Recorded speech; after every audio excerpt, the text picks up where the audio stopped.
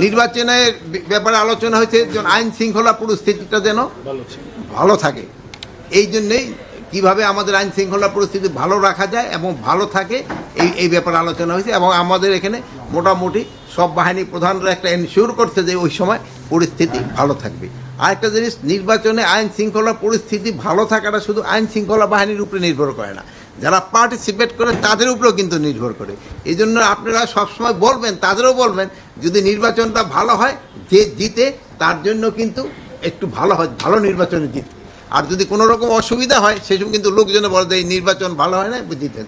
এই ভাই যেমন ধরেন যে 3 ভোটে হারছে, বাট সাহস করে বলতেছে যে আমি 3 ভোটে হারছি, যেহেতু নির্বাচনটা ভালো হয়েছে তাই কিন্তু সাহস করে বলছে। তার না হলে উনি কি বলতো যে আমাদের কারচুপির মাধ্যমে হারানো হয়েছে। এটা পুলিশ না, এটা সম্পূর্ণ আইন শৃঙ্খলা বাহিনী এবং returning officer, polling officer, presiding officer, এদেরও কিন্তু একটা বড় দায়িত্ব রয়েছে। তার সর্বোপরি হলো ইলেকশন কমিশন, যেহেতু পুরা নির্বাচনটা নির্ভর করে ইলেকশন কমিশনের উপরে।